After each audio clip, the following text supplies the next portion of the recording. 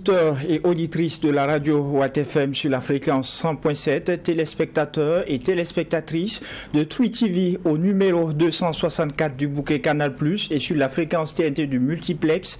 Mesdames et messieurs, bonjour et bienvenue à la troisième audience du tribunal de l'actualité pour cette semaine. Vous le savez, c'est une tradition et comme à chaque convocation, je suis accompagné par les juges au siège. Doyen des juges Geoffroy Vara, bonjour. Bonjour Président Kaboré, bonjour juge Bougma, bonjour auditeurs et téléspectateurs. Oui, Président Kaboré, bonjour, juge Vara, bonjour, Madame, Monsieur, bonjour. Pour cette troisième convocation de la semaine, 3 sujets ont été retenus pour vous. En première partie d'émission, il sera question de la coopération entre le Burkina et la Russie.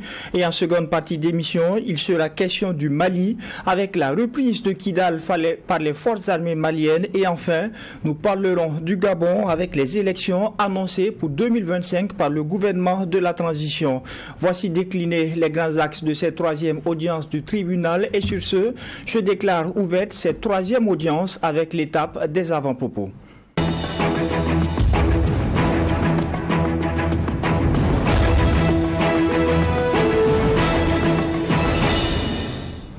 Juge Geoffroy Vara, qu'est-ce qui retient votre attention pour cette audience du tribunal de l'actualité? Oui, merci Président. Ce qui retient mon attention, c'est bien ce qui est en train de se jouer en Indonésie concernant les U17 et la participation de nos étalons. On a regardé dimanche dernier, les étalons ont croisé le crampon avec l'équipe française. Ça s'est mal passé. En tout cas, le match n'était pas forcément à notre faveur. Le score, forcément, en dit long, 3-0. Mais on a vu d'abord, c'est vrai, les hommes d'Ibrahima Traoré qui étaient assez découragés, hein, c'est clair, c'est normal. Parce que quand vous entrez en ligne se faire comme ça, ce n'est pas forcément de la meilleure des façons. Mais je pense qu'il y a quelque chose à jouer dans ce groupe E-là. Et aujourd'hui, il y a les États-Unis qui sont l'autre étape qui se dresse devant nous. Et c'est souhaité que ces enfants-là tireront dans leur trip pour pouvoir, en tout cas, avoir des résultats intéressants.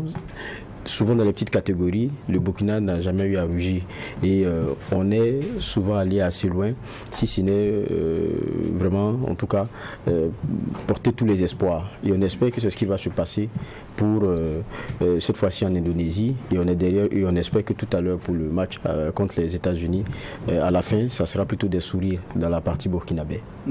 Alors, juge Bernard Bougma, qu'est-ce qui retient votre attention pour cette audience au tribunal? Merci. Ce qui retient notre attention, c'est la suite d'un des sujets que nous avons enrôlé hier sur Guillaume Soro. Des gens s'étaient posé des questions sur qu'est-ce qu'il peut apporter dans notre contexte et tout. Est-ce que. Et ça, c'est vrai, c'est des questions qui sont légitimes. Dans notre contexte actuel, c'est une crise qui concerne Soro et son ancien patron Alassane Ouattara. Et donc, effectivement, c'est à voir qu'est-ce qu'on a effectivement de prêt à gagner. Certains sont allés interroger l'histoire et c'est vrai. À un moment donné, nous nous sommes accommodés avec des personnalités qui n'avaient pas bonne presse, des chefs rebelles. On en a hébergé ici, on en a reçu ici à profusion. À un moment donné, on avait été traité d'état voyou par certaines instances sous-régionales, internationales et même par... voilà. Et plusieurs rapports de l'ONU nous ont accablés sur un certain nombre de choses. Alors, l'histoire est têtue, et ça, c'est des faits. Est-ce que nous allons faire ce remake-là également, de recevoir sur nous des gens qui sont recherchés ailleurs pour des faits, surtout que là, c'est vraiment pour des raisons politiques. C'est un positionnement politique qui n'a pas marché avec celui qui l'appelle son père et qui l'appelait son fils. Et voilà, donc je dis c'est des questions légitimes. Maintenant, la question, c'est véritablement, qu'est-ce qu'il peut nous apporter? Et ensuite, nous aussi, d'ailleurs, on a des gens qu'on recherche, qui doivent venir répondre chez nous de faits qui leur sont reprochés. Et souvent, d'ailleurs, on s'en prend à des gens qui leur donnent la parole. Parce qu'ils se sont exprimés sur des faits ici, alors qu'ils sont recherchés par là. On se rappelle d'une des sorties du général Djibril Bassolé où les autorités ici s'étaient fâchées. Et donc, se plaignant du fait que la parole lui est donnée sur des plateaux d'émission. Et nous, selon les informations, on va également recevoir Soro ici. Et donc la question c'est pourquoi est-ce qu'on fait ça alors que est-ce que l'envergure de la crise entre les deux, Alassane et Soro, c'est pas mieux d'encourager les deux à s'entendre plutôt que... Voilà. Donc, mais je pense que les récriminations qui sont retenus par les pays de l'AES contre le président Alassane Ouattara, c'est de dire qu'ils s'affichent contre ce qui se passe dans leur pays. On l'a vu, il a vraiment été très dur vis-à-vis des Maliens, vis-à-vis des Nigériens, et ici, moins. Mais en même temps, c'est aussi l'image présentée comme le patron de l'impérialisme dans notre zone, c'est le vrai relais de la France dans notre zone. Le président ivoirien a fait ses choix, qu'il assume.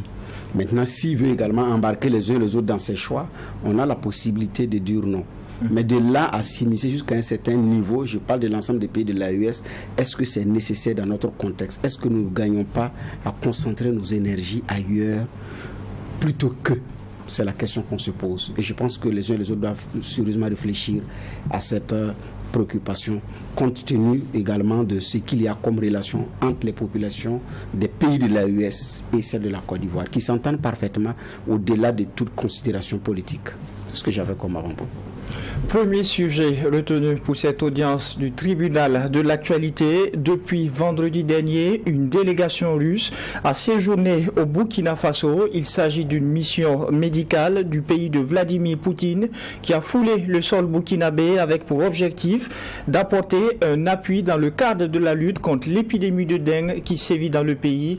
Juge Geoffroy Vaha, déjà, comment est-ce que vous appréciez la coopération actuelle avec la Russie de Vladimir Poutine? Bon, je crois que le revirement du Burkina et sa façon d'assumer ses relations avec, les partenaires, fussent-ils traditionnels ou autres, c'est quelque chose d'imprimé et d'assumer.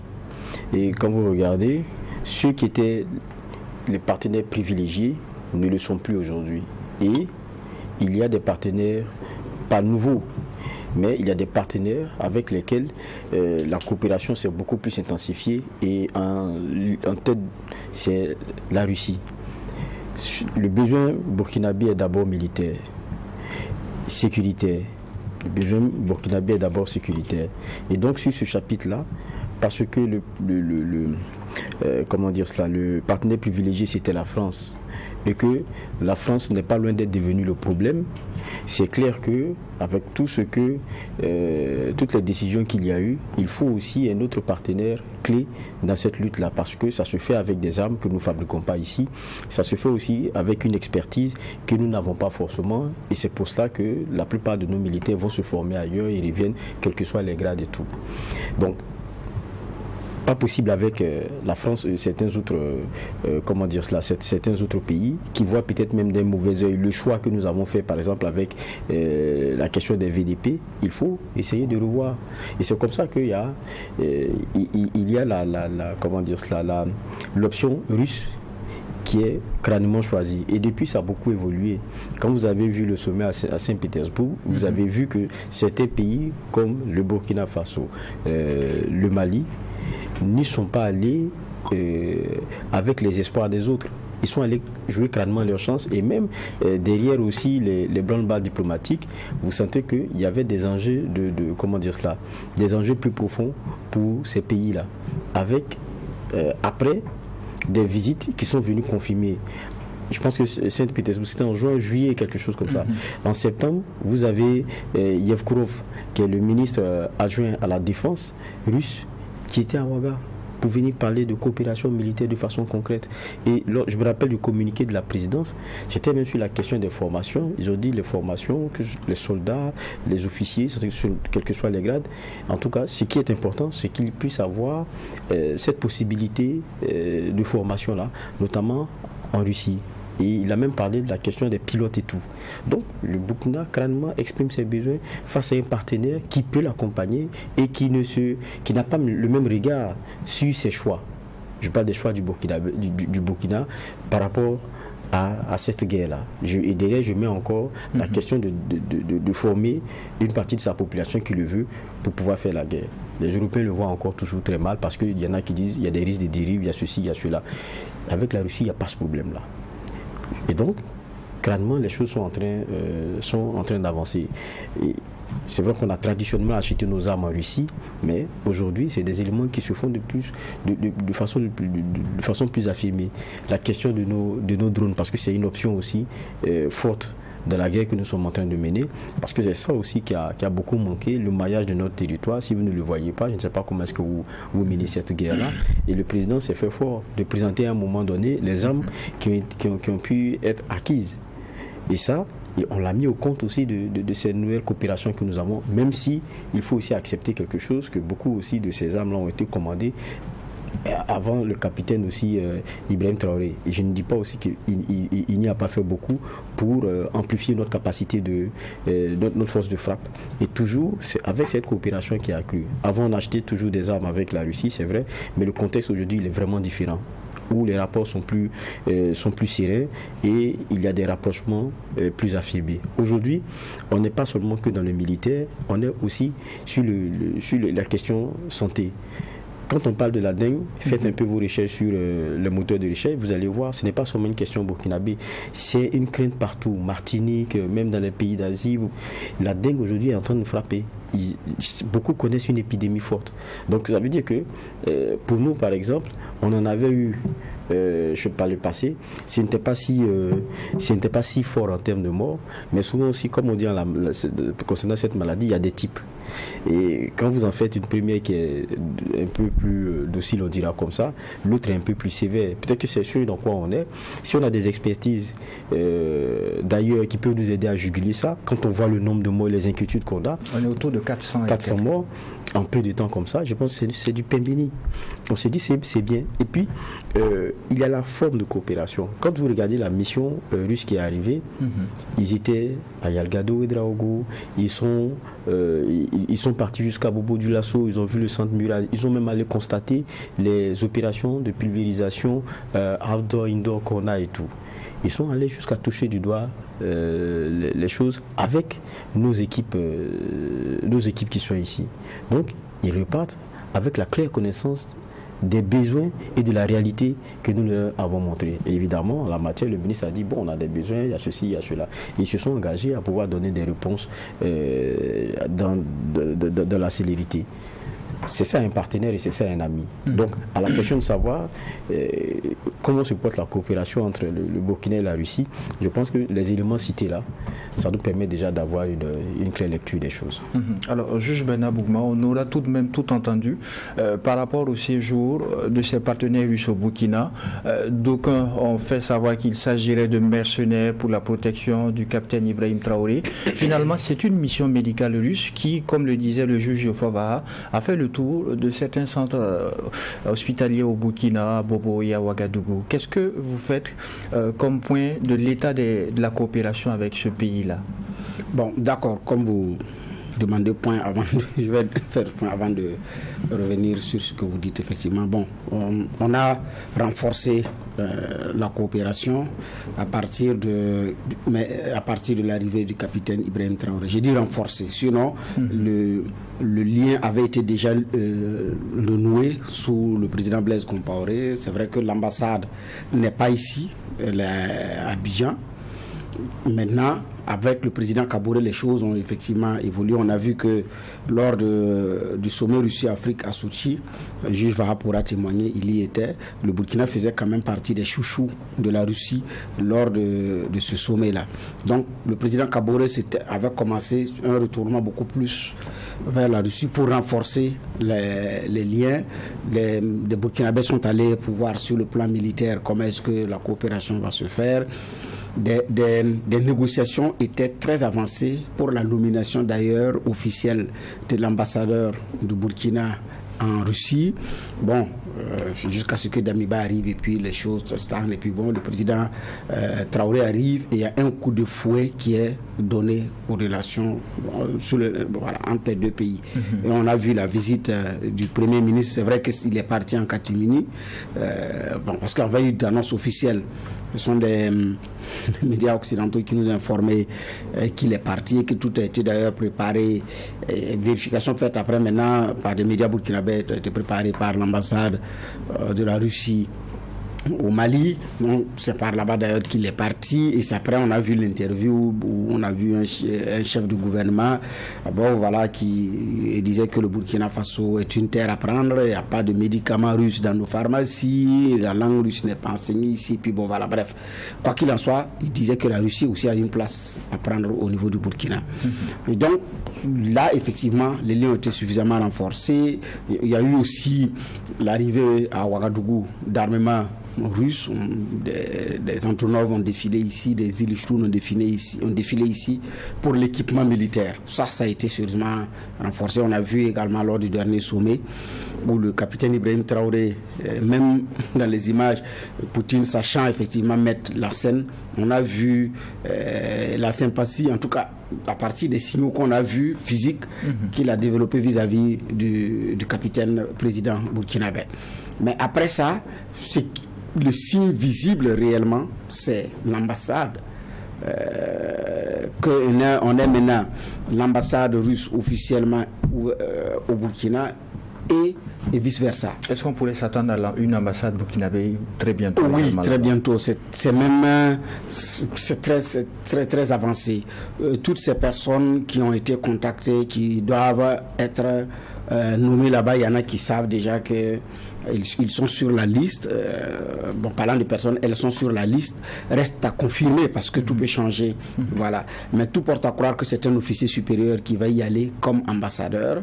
Les autres membres du personnel diplomatique qui doivent aller ont été également contactés. Des dossiers ont été reçus. Maintenant, j'ai dit, reste à confirmer officiellement qui est-ce qui va y aller. J'ai dit, mais ce qui est donné de voir, c'est que ça va être, sauf si ça change, un officier supérieur. On parle même d'un général, d'un officier supérieur qui va y aller, compte tenu également de ce qu'on a comme enjeu actuellement.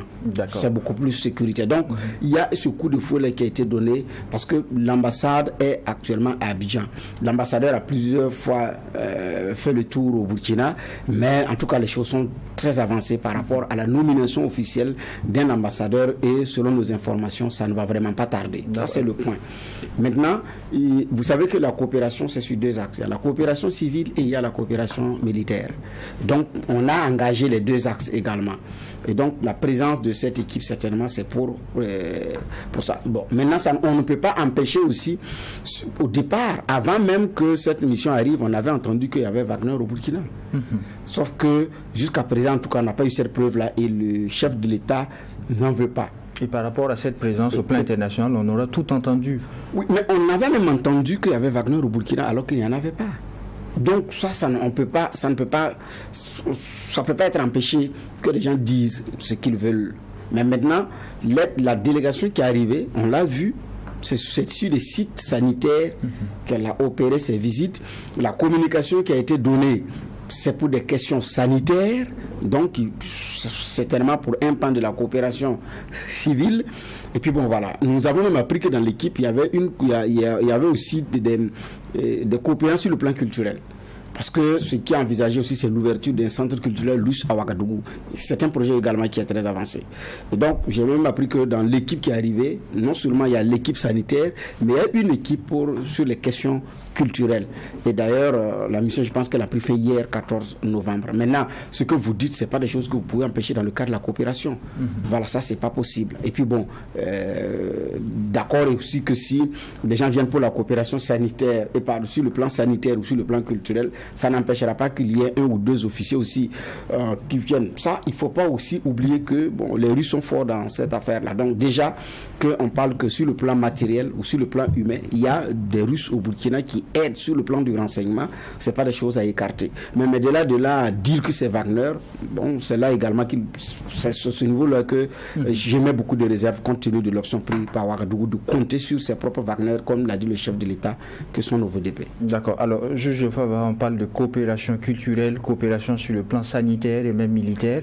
Quelle doit être la priorité pour le Burkina Faso en termes de coopération avec ce pays-là, quand on sait que la priorité de la transition elle-même demeure la sécurité? Bon, vous répondez déjà même à votre question. La priorité pour le Burkinabé aujourd'hui, c'est la sécurité. Comment est-ce que demain, il peut aller et venir partout dans son pays? comment est-ce que nos déplacés internes peuvent regagner leur village en toute sécurité. Je crois que c'est ça le principal aujourd'hui pour le Burkinabé. Le reste, ça n'est que subsidiaire. Mais, vous savez, souvent, j'ai dit sous nos cieux, on est partagé entre le prioritaire, le primordial et le nécessaire. Vous ne savez même pas sur quoi vous allez danser. Mais aujourd'hui, c'est vraiment la sécurité. Et ce que peut nous permettre d'y aller, je pense que c'est le choix le plus intéressant que le Burkinabé peut apprécier. Et ce qui le regarde, pour ce qui est de la coopération avec la Russie, il s'est dit, bon, on a l'impression que ça bouge. Parce que n'oubliez pas qu'à une époque aussi, ce n'est pas que rien n'était fait. Il y avait des commandes d'armes qui se faisaient, mais la communication qui se faisait, c'est sur la complication pour la livraison ou la fourniture. Jusqu'à aujourd'hui, ça continue. On a entendu Bassolman Bazié le dire haut et fort devant une tribune internationale. Comment les commandes burkinabées sont bloquées. Et il a cité les pays, on ne va pas revenir là-dessus. Donc ça aussi, c'est notre réalité. Maintenant, on se rend compte qu'avec la Russie, il y a ces barrières-là qui se lèvent petit à petit et qui rendent l'approvisionnement plus facile. Et le docteur Ziegler, qui connaît très bien les questions russes, disait que quand vous prenez le marché de l'armement en Afrique, c'est la Russie qui est leader parce qu'il a plus de la moitié de ce marché-là. Il livre 14 pays en gros, mais il y a 3 pays, je pense que c'est l'Angola, l'Égypte et le troisième va me revenir. C'est les 3 à eux seuls ont 94% de ce marché-là. Donc le reste, nous on est, c'est-à-dire qu'on ne pèse pas, c'est de la poudre.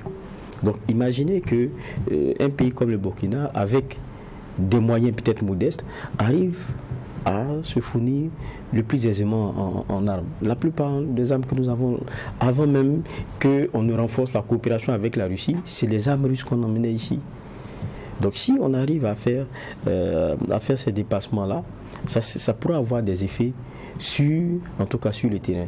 Étant entendu qu'avant, beaucoup d'observateurs faisaient la critique de ce qu'il y avait une guerre à faire et on ne sentait pas la volonté de la faire. Aujourd'hui, au moins, il y a quelque chose qu'on ne peut pas écarter, c'est que l'option du capitaine Ibrahim Traoré, c'est de faire sa guerre. Et cette guerre-là, quand vous y allez crânement, il faut le faire avec des moyens et donc avec des partenaires qui peuvent vous le permettre.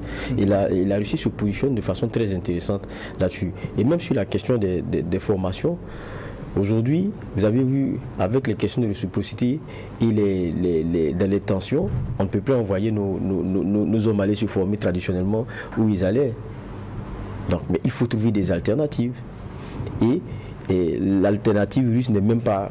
C'est-à-dire que vous ne perdez pas dans l'échange, puisque en la matière, sur les questions sécuritaires, c'est quand même une puissance.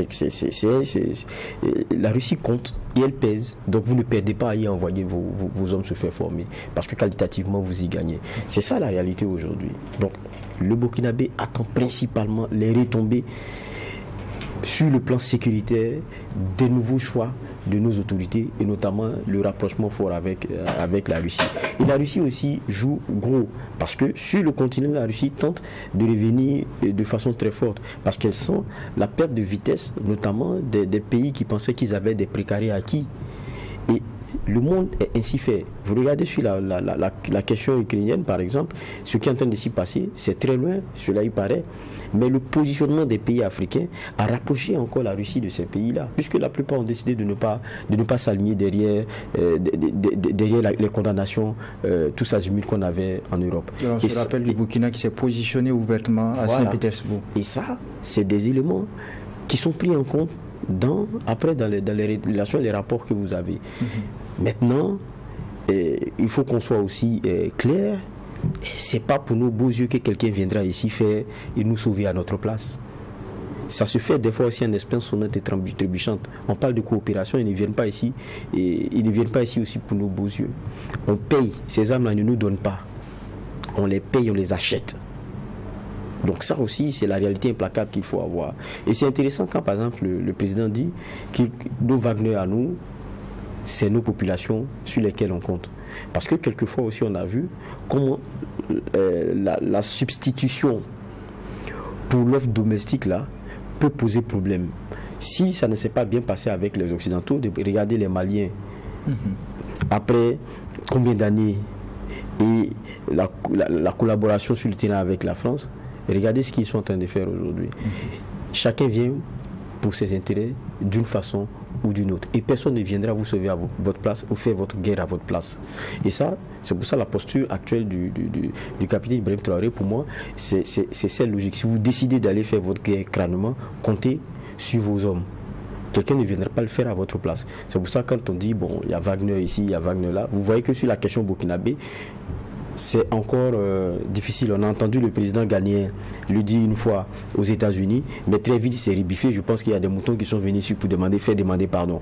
Donc c'est ça aussi la réalité. Tant qu'on reste aussi lucide pour comprendre que quand on dit coopération, c'est une double coïncidence de désir et d'intérêt, et que rien ne se fait gratuitement, il faut avoir la froideur de cela et puis continuer avec. Il ne faudrait pas à un moment donné aussi, parce que c'est ça aussi le problème chez nous, on est dans beaucoup d'émotions, on pense qu'on a des amis, et on a des amitiés, alors qu'il n'y a aussi que des intérêts. Et la pêche est tout tendue pour aborder le deuxième sujet retenu pour cette audience du tribunal de l'actualité. Après plus d'une décennie d'absence, l'armée malienne est de retour à Kidal. L'annonce a été faite par le chef suprême des forces armées maliennes himself ce mardi. Juge Benda Bougma, visiblement la détermination des forces armées maliennes a eu raison des rebelles de la CMA finalement. Oui, en tout cas à ce stade on peut le dire, parce que Kidal restait également un boulet au pied des autorités de Bamako. Kidal, c'est une localité symbole compte tenu de sa situation géographique, de ce que également Kidal représente, identifié pratiquement comme capitale de forces politiques, parce que parmi celles qui se battent au Mali, parmi les forces qui se battent, il y a aussi des forces politiques. Donc c'est vrai, il y a des groupes armés, terroristes, djihadistes, c'est selon, mais il y a aussi des entités politiques qui entendent également mener la bataille sur le plan politique, également pour l'affranchissement de cette localité, parce qu'il y en a qui ne se cachent pas. Il y a aussi ce combat politique-là pour des velléités d'indépendance de cette localité, et ça ne date pas d'aujourd'hui. Et donc, effectivement, Kidal, c'était une localité symbole. Parce que aussi, parce que c'est en 2012 que les entités Touareg ont repris les hostilités militaires. Il a fallu l'intervention de l'opération Serval devenue Barkhane par la suite pour pouvoir aider à stopper la progression d'ailleurs vers Bamako. Et après 2014, il y a eu une trêve. Il y a eu une trêve entre les belligérants. Mais le mois d'août dernier, les mêmes ont repris l'offensive militaire. Et on se rappelle que quand un avion de l'armée malienne avait survolé la zone, naturellement, ils ont dit que c'était un acte de provocation et qu'ils prenaient acte. Je parle des groupes armés qui combattent là-bas. Avant cela, on a vu également, je pense qu'en 2020, non? Oui, c'est 2021 par là, où, prenant la parole, celui qui représentait la force Barkhane, le commandant de la force Barkhane, avait souhaité la bienvenue aux autorités de Bamako. On se rappelle aussi qu'en son temps, c'était houleux, parce que pour Bamako, c'est inadmissible. Kidal fait partie du Mali, donc il n'est pas question de souhaiter la bienvenue aux autorités à Kidal. C'est comme s'il y avait deux localités différentes. Ça avait été très mal pris, et la suite, on la connaît. Symbole dessus parce que l'armée malienne dit que dans l'offensive militaire de 2013, c'est pratiquement aux portes de Kidal qu'elle a été interdite d'entrer par la France, et elle l'a dit ouvertement. Parce que l'ancien ambassadeur d'ailleurs de la France, qui était en poste à Bamako, M. Normand, qui était opposé à la façon dont la France voulait intervenir sous François Hollande d'ailleurs au Mali, parce que le Mali a demandé un appui aérien, la France a demandé de revoir le texte et de permettre également un appui au sol, chose que John Kounda Traoré, qui était président de la transition, a accepté pour permettre effectivement de pouvoir sauver la situation. Donc, Normand était opposé à cette façon de faire. D'ailleurs, quelques temps après, quand la situation a été stabilisée, il a été affecté, l'ambassadeur a été relevé de ses fonctions. On se rappelle de ça. Maintenant, l'armée malienne dit, nous sommes arrivés au port de Kidal, on voulait rentrer, et la France a dit, vous ne rentrez pas. Et c'est finalement l'armée française qui a pris position là-bas pour sécuriser la zone. Et à plusieurs reprises, l'armée malienne s'y est cassé les dents. C'était une humiliation grandeur nature en mondovision. L'on se rappelle du courage que l'ancien premier ministre Moussa Mara avait eu de partir à Kidal, malgré toutes les injonctions. Il y a eu des tirs mouris sur sa délégation. C'était une humiliation grandeur nature. Le premier ministre n'a pas pu y mettre les pieds. Alors on dit également que même quand Ibeka avait pu faire mettre sa tente, ça a été négocié, il y a de l'argent qui a été versé juste pour faire des images et repartir. Alors, qu'est-ce que vous voulez? Donc, c'était une localité symbole dans le cadre de cette lutte. Surtout que les Maliens disent que c'est la France, c'est MINUSMA qui nous bloque, s'ils bougent, nous allons y aller. Et on a toujours dit que l'unité de mesure également, de la qualité et de la progression de Goïta et ses hommes sur le terrain, c'est aussi la prise et le contrôle effectif de Kidal. Sinon, tout le reste. Parce que c'est sur ça ils sont arrivés et ils ont toujours bâti leur discours en disant que je pense aussi réussir à le faire dans ces conditions, c'est un pas important pour les autorités de Bamako. Maintenant, ce qui reste, c'est à consolider. Je dis bien c'est à consolider parce que c'est très stratégique pour les groupes armés, pour les entités politiques de cette localité, mais aussi pour le Mali de Assimi Goïta, parce que c'est vraiment tout un symbole cette ville. D'accord. Juge Favara, que n'aurions-nous pas entendu sur Kidal, forteresse imprenable, inaccessible? Tous les mots ont été utilisés pour qualifier les rebelles de la CMA qui occupaient Kidal. Subitement, départ des forces Barkhane, départ de la MINUSMA, opération de reconquête, et les FAMA reprennent Kidal. Ça fait 10 ans quand même. Ça a duré 10 années. Maintenant, le problème, c'est que derrière, il y a beaucoup de questions. C'est vrai que c'est une ville symbole qui vient d'être prise. Maintenant, là, c'est pas la facilité. On ne peut pas parler de facilité parce qu'il y a eu quand même des soldats qui sont tombés, des civils. Donc, ce n'est pas facile. C'est pas la facilité. Mais ça s'est fait. Détermination. Donc, ça veut dire que c'était possible. Qu'est-ce qui a empêché ça depuis? Et aujourd'hui, vous savez, c'est pour cela que le temps, comme on dit, c'est l'onde de Dieu, là, c'est très important. Le Mali était à un moment donné acculé et obligé d'aller s'asseoir dans un autre pays et puis signer l'acceptation avec des gens qu'on appelait rebelles d'un certain nombre d'éléments et d'une partition qui ne disait pas forcément son nom. C'était ça aussi à une époque. Aujourd'hui, c'est un Mali qui est en train de fonctionner autrement. Les rebelles ont été dégagés de Kidal. Si aujourd'hui des éléments doivent être discutés, ça sera au Mali, ça ne sera plus à l'extérieur. Parce que celui qui, dans l'épreuve de force, a le dessus aujourd'hui, c'est l'armée malienne elle-même. Donc ça change la donne. Où sont maintenant ceux qui avaient ces volontés indépendantistes et autres? Ils sont toujours là. Et c'est pour ça quand le président malien dit ce n'est pas encore fini, parce que c'est l'intégrité des territoires sans exclusive. C'est-à-dire que ça doit aller s'étendre jusqu'à tout le territoire lui-même. Mais ça ne sera pas facile. Parce que ces groupes-là aussi sont organisés, ils ont du répondant. Et quand vous voyez quelquefois, vous vous demandez, mais comment ils arrivent à pouvoir être armés ainsi et tenir tête à des nations. À des nations. C'est ça la réalité, qui ont des armées. C'est vrai, des armées qui pendant longtemps n'ont pas été organisées et formées comme il se devait pour sa fonction première, c'est-à-dire sécuriser le pays et ses intérêts et non les intérêts d'un individu. Mais c'est ça aussi la réalité. Donc nos armées sont en train d'aujourd'hui, petit à petit, à revenir sur ce qui devrait être central. Et quand on regarde le cas de Kidal, vous savez, les Maliens, ils ont suivi ça comme on suit un match de foot d'intérêt. C'est-à-dire que les communiqués, tous les éléments qui étaient en train d'être donnés, ils le suivaient. Et ils essayaient d'avoir l'oreille pour savoir est-ce qu'on nous dit tout est-ce que c'est vrai? C'est-à-dire que ce que disent les FAMA, ils y sont sensibles, mais ils vont voir aussi parce que les rebelles ont leur service de communication. Donc ils se rendent compte au fur et à mesure de l'avancée sur le terrain, jusqu'à ce que Kidal soit vraiment officiellement prise.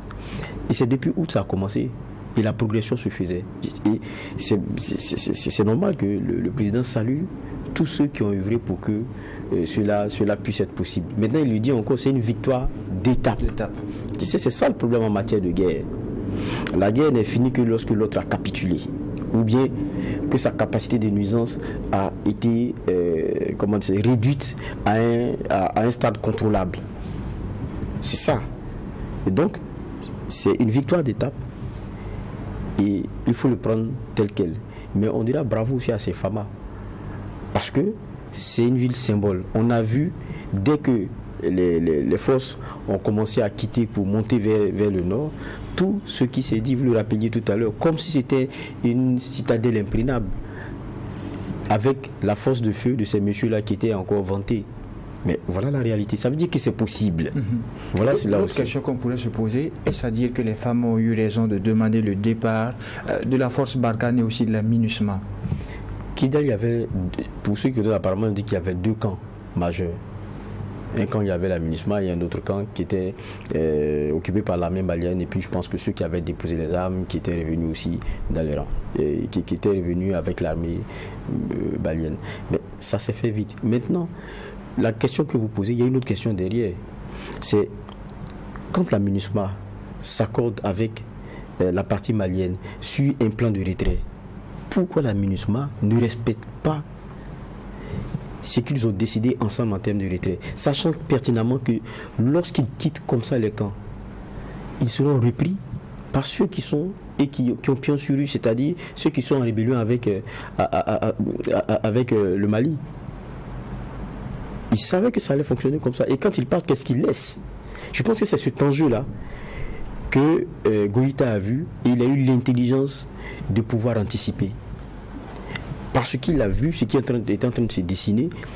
Imaginez-vous un seul instant qu'il prenait son temps à regarder, mais ils auraient pris tous les camps de la MINUSMA et ça allait devenir de vraies forteresses. Et je pense que c'est là où il a su, pour moi, avoir une longueur d'avance. Et ça les a tous pris de court. Et évidemment, la question se pose. Pourquoi est-ce qu'ils ont décidé de partir comme ça, sachant que celui qui en tirerait le meilleur parti, ça ne serait pas l'État malien. Ça serait plutôt ces groupes rebelles qu'ils ont sur Kidal et autres. Et encore que, quand on dit groupe rebelle, quelquefois c'est difficile de faire la distinction avec les terroristes même qu'il y a, parce qu'il y en a qui font même pour lesquels c'est blanc, bonnet, bonnet, blanc. C'est ça aussi la réalité malienne aujourd'hui. Mais il y a eu une clairvoyance et moi c'est ce que je salue. D'accord. Le juge Bernard Bougma, le gouvernement burkinabé n'est pas resté silencieux face à cette victoire de nos amis maliens. À travers un communiqué, ils ont salué cette victoire-là. Oui, c'était même pas la première fois, même quand le Mali avait demandé à la France, à la MINUSMA de plier barrage, on a vu également les communiqués de soutien du gouvernement burkinabé. On a même parfois des communiqués conjoints sur certains aspects. Donc ce n'est pas du tout étonnant que le gouvernement du Burkina Faso écrive pour féliciter, saluer cela. Donc c'est pas du tout étonnant. Avant même la formalisation même de l'AES, on y était déjà à fond. On y était déjà à fond. Je rappelais tout de suite que c'est à partir de Bamako d'ailleurs que la visite, je ne dirais pas clandestine, officieuse, devenue après officielle de notre Premier ministre en Russie a été préparée. On a vu aussi la première sortie du président, le capitaine Ibrahim Traoré, c'était à Bamako au Mali. Et donc il y a eu plusieurs rencontres entre les deux qui avaient même tenté la fédération avec la Guinée. Donc ça dit que sur ce plan de coopération, on est très avancé sur un certain nombre de choses. Donc ce qui fait que ce n'est pas du tout étonnant qu'il y ait un communiqué officiel de soutien par rapport à ce qui s'est passé. Ça, c'est pas du tout étonnant. À l'échelle de l'Alliance des États du Sahel, comment est-ce que cette victoire peut être perçue? La victoire peut être perçue sous plusieurs angles.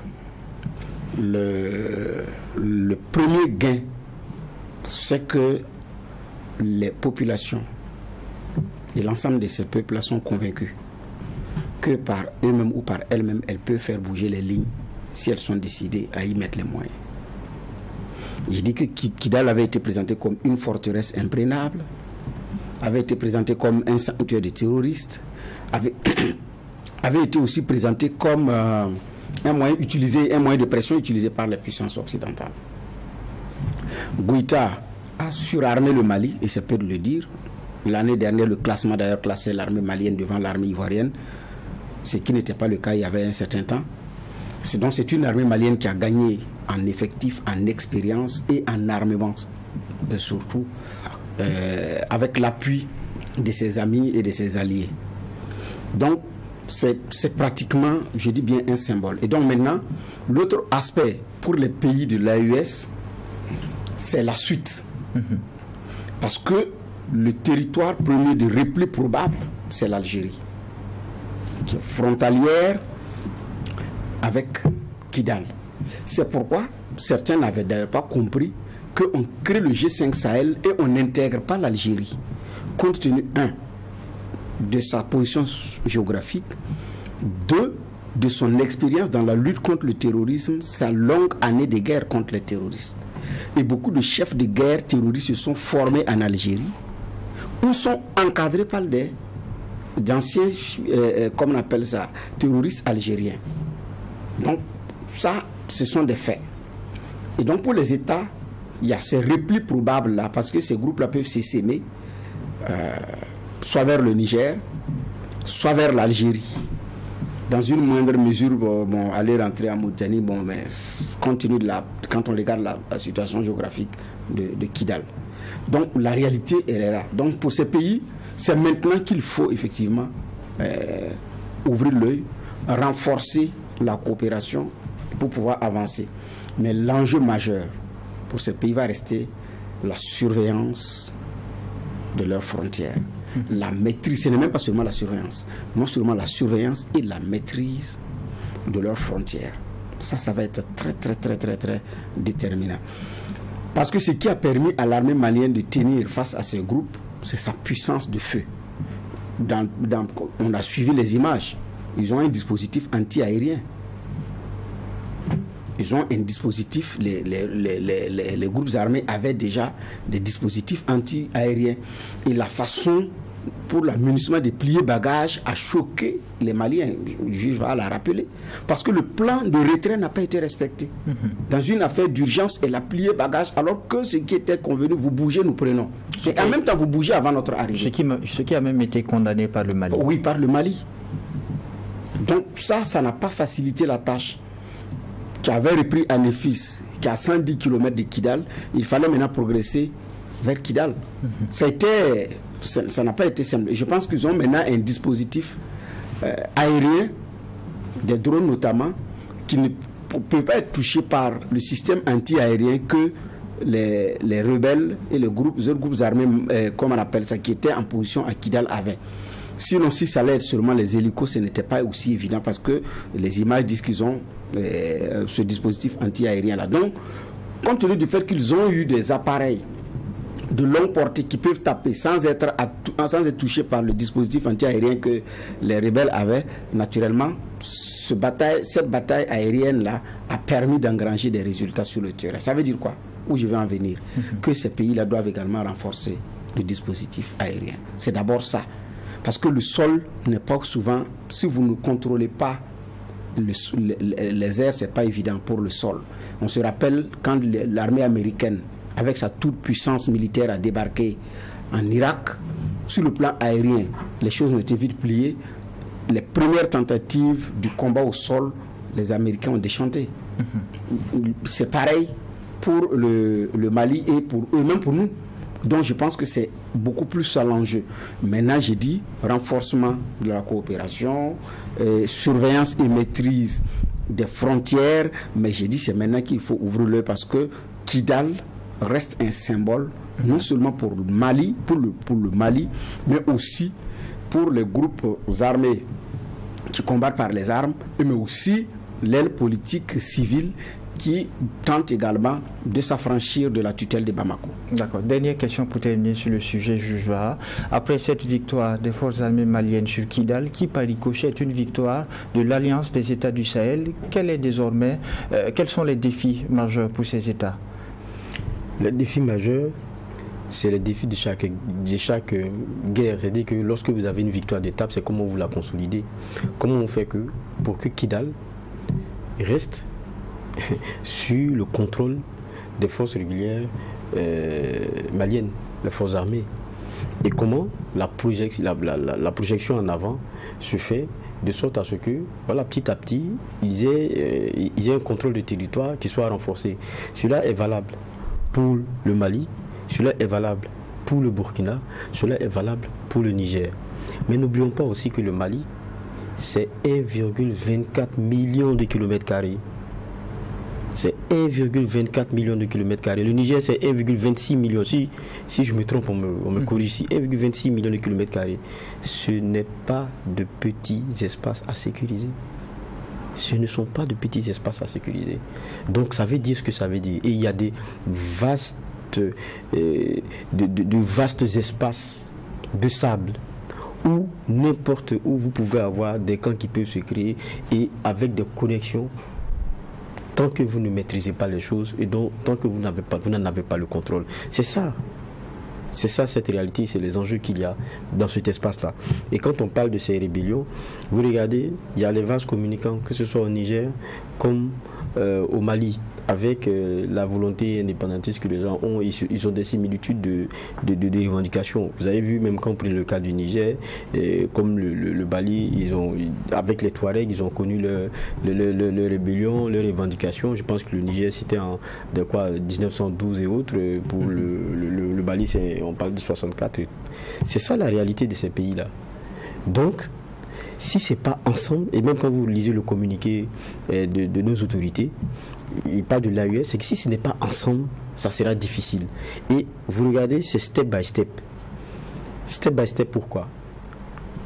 Regardez comment maintenant Kidal devient, comment on appelle ça, devient un élément de quoi s'enorgueillir en termes d'avancée. Mais vous savez qu'il y a des choses, si ça n'avait pas été fait, ça n'allait pas être possible. Suivez mon regard. C'est ça la réalité. Donc, on se demande, est-ce qu'ils se sont trompés? Les Maliens ne se sont pas trompés. S'ils étaient restés dans certaines réalités, je ne pense même pas qu'ils verraient en rêve ce qu'ils sont en train de faire aujourd'hui. Donc, ça dit qu'il y a des choix qui peuvent être discutés, mais au résultat, ça peut mettre tout le monde d'accord. Et c'est ce qui est en train d'arriver avec Kidal. Et vous gardez la parole pour que nous puissions passer au dernier sujet retenu pour cette audience du tribunal de l'actualité. Près de 3 mois après sa prise de pouvoir, le général Brice Cotter Oligui Nguema annonce la tenue des élections pour 2025, un calendrier électoral qui sera soumis au préalable à une conférence nationale avec toutes les forces vives. On en a fait un avant-propos à l'audience du tribunal hier. Qu'est-ce que vous pensez de cette décision à travers un calendrier électoral jusqu'en 2025? Bon, vous savez, d'abord le principe c'est que le Gabonais est mieux placé pour savoir ce qui est bon pour lui. Mais nous on se permet aussi des analyses. Il y a eu des élections qui se sont mal passées parce qu'il y avait quelqu'un qui voulait coûte que coûte continuer alors qu'il était visiblement très affaibli et pas dans les dispositions meilleures pour pouvoir continuer. Et encore qu'il avait déjà passé une bonne partie déjà à exercer ce pouvoir-là et les Gabonais ne voyaient pas forcément de grands changements. Et les changements, c'est ce qu'ils appelaient de leur vœu, mais ça ne pouvait plus se faire par les urnes, parce qu'à chaque fois, ça devenait une compétition qui, dès le départ, était truquée. Maintenant, quand on met fin à ça, je pense que pour un pays qui n'est pas en guerre, qui n'a pas le terrorisme comme nous, qui n'a pas certains éléments, ça ne devrait pas être compliqué de remettre les choses dans l'ordre et puis aller à des élections. Mais je dis aussi qu'il faut être prudent. Voilà pourquoi j'ai commencé par dire que on ne peut pas savoir, nous, ce qui est bon pour le Gabonais, plus que le Gabonais lui-même. C'est pour ça j'attends de savoir comment est-ce que les discussions là vont être menées. Quand on parle d'assises de ce genre, il peut avoir des contradictions. La question voulue en termes de délai peut ne pas avoir l'assentiment de tout le monde. C'est de ça que je parle. Maintenant, si on sent des voix discordantes de Gabonais qui disent c'est trop long, parce que ce n'est pas normal, pourquoi est-ce qu'on devrait faire ça? Et quand vous regardez aussi ce qui est mis dedans, parce qu'un calendrier, il est donné parce qu'à l'intérieur, il y a des éléments à mettre en branle. Quand vous voyez ce qui est énuméré, à être mis en branle, lutte contre la corruption, beaucoup d'autres éléments, on sort un peu comment on appelle ça, de l'objectif premier ici et maintenant, qui est de revenir à un ordre normal. C'est-à-dire qu'on habille avec beaucoup d'autres choses pour qu'on ait un délai un peu plus long. Mais ce n'est pas les Gabonais qui ont commencé. Hein. Ce qui s'est passé au Gabon, nous c'est comme un remake, mais c'est ce qui s'était passé il n'y a pas longtemps en Guinée.